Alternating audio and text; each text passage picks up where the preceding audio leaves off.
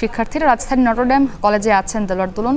বিস্তারিত জনতার কাছ থেকে দোলন, কলেজে শিক্ষার্থীদের উপস্থিতি কেমন দেখছেন এবং শ্রেণী কার্যক্রমের পাঠদান শুরু হয়েছে কিনা সার্বিক পরিস্থিতিটা জানাবেন। আন্তঃশিক্ষা বোর্ড সমন্বয় কমিটির শিক্ষা সিদ্ধান্তের প্রেক্ষিতে মূলত আজকে একাদশ শ্রেণীর শিক্ষা কার্যক্রম শুরু হয়েছে। তবে নটরডেম কলেজে রয়েছে আমি এই মুহূর্তে। এখানের চিত্র যদি বলি, একদমই শুনশান নীরবতা।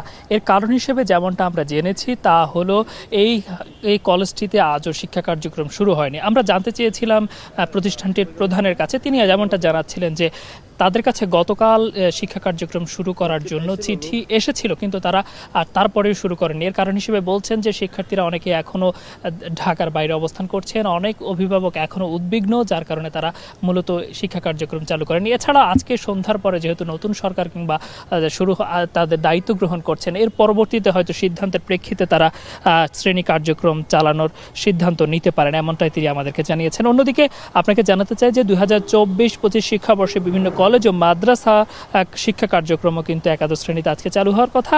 অন্যদিকে আন্তঃশিক্ষা বোর্ড সমন্বয় কমিটি বিভিন্ন কলেজ ও মাদ্রাসাগুলোতে যে ক্লাস কার্যক্রম পরিচালনা করতে হবে সে প্রেক্ষিতে একটি চিঠিও দিয়েছে। সে চিঠিতে বলা হচ্ছিল যে এমনটা যে উচ্চ মাধ্যমিক পর্যায়ে দেশের সব শিক্ষা প্রতিষ্ঠানে অধ্যক্ষ প্রধান শিক্ষকগণ পাঠদান কার্যক্রম চালু করবেন। আর এদিকে আমরা যেমনটা জানতে পেরেছি যে তৃতীয় ধাপে নির্বাচিত শিক্ষার্থীদের একাদশ শ্রেণীর ভর্তি হতে যারা ইচ্ছুক সময় অনুযায়ী যেহেতু গতকাল শেষ হয়েছে, তবে একাদশ শ্রেণীতে ভর্তির চতুর্থ ধাপের সুযোগ দেওয়া হয়েছিল শিক্ষার্থীদের। 3 ধাপের আবেদন গ্রহণ এবং শিক্ষার্থীদের নির্বাচনের উপর কিছু কলেজ মাদ্রাসা সিট খালি থাকায় কিছু শিক্ষার্থী ভর্তির জন্য নির্বাচিত হতে না পারায় এমন সিদ্ধান্ত নেওয়া হয়েছে বলেও তারা কিন্তু জানিয়েছেন। অন্যদিকে আমরা রাজধানীর প্রাথমিক বিদ্যালয়গুলো যেগুলো রয়েছে, উচ্চ মাধ্যমিক যেগুলো রয়েছে সেখানে আমরা ঘুরেছি। সেখানে আমরা দেখেছি যে শিক্ষার্থীরা কোনো প্রতিষ্ঠানে এসেছেন, তবে স্বাভাবিক সময়ে যেমন শিক্ষার্থীদের উপচে পড়া ভিড় কিংবা তাদের অভিভাবকদেরকে আমরা নিয়ে আসতে দেখি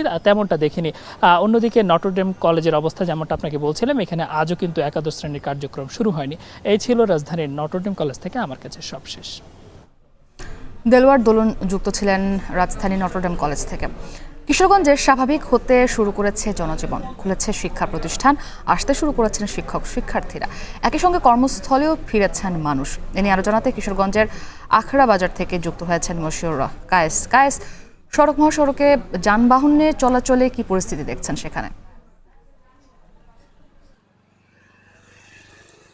মুক্তি, যানবাহনের কথা যদি বলি, প্রথমে যানবাহন চলাফেরা কিন্তু অনেকটাই স্বাভাবিক বলা যায়। এখনো পর্যন্ত দূরপাল্লার যে যান চলাচল ছিল, বাস বা ট্রেন, সেগুলো এখনো যদিও কিশোরগঞ্জ থেকে চালু হয়নি, কিন্তু অভ্যন্তরীণ যোগাযোগের আসলে যে যাতায়াতের মাধ্যমগুলো ছিল সেগুলো কিন্তু নিয়মিতই চলাফেরা করতে দেখা যাচ্ছে। এবং একটি বিষয় জানিয়ে রাখতে চাই, এখানে শহরের কিন্তু এখন যে জেলা শহরের গুরুত্বপূর্ণ যে দায়িত্বটা, আসলে এই যান চলাচল যখনই শুরু হয় তখন কিন্তু একটা ট্রাফিক ব্যবস্থার প্রয়োজন হয়। সেই দায়িত্বটা কিন্তু ইতোমধ্যেই সারা দেশের ন্যায় কিশোরগঞ্জেও কিন্তু শিক্ষার্থীরা আসলে কাঁধে তুলে নিয়েছে।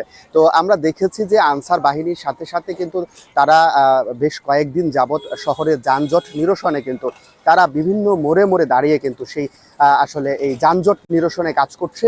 এতে করেই কিন্তু আসলে বোঝা যায় যে যান চলাচলটা কিন্তু শুরু হয়েছে শহরের মধ্যে। আর শিক্ষা প্রতিষ্ঠানের কথা যদি বলি, শিক্ষা প্রতিষ্ঠানগুলোতে কিন্তু এখনো পর্যন্ত কিন্তু আসলে পুরোপুরিভাবে শিক্ষা কার্যক্রম শুরু না হলেও কিন্তু আসতে শুরু করেছে শিক্ষার্থীরা বিভিন্ন স্কুল কলেজে। তবে কলেজে শিক্ষার্থীদের অবস্থা উপস্থিতি কিছুটা কম থাকলেও কিন্তু স্কুলগুলোতে ধীরে ধীরে কিন্তু আসলে বাড়তে শুরু করেছে শিক্ষার্থীদের সংখ্যা। এবং সেই সাথে যদি বলি যে কিশোরগঞ্জে কিন্তু আসলে শিক্ষা প্রতিষ্ঠানগুলোতে ধীরে ধীরে কিন্তু আসলে প্রাণ ফিরতে শুরু করেছে। যেখানটা শিক্ষার্থীরা থাকে হচ্ছে যে একটা শিক্ষা প্রতিষ্ঠানের প্রাণ ভ্রমরা, সেখানে কিন্তু তারা ধীরে ধীরে আসতে শুরু করেছে।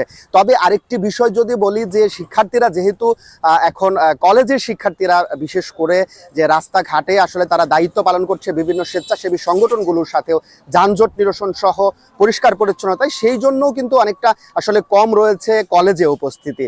তো এই ছিল কিশোরগঞ্জে সার্বিক পরিস্থিতি আমার কাছে। মশিউর কায়েস যুক্ত ছিলেন কিশোরগঞ্জ থেকে। এখন ঢাকায় নিচ্ছে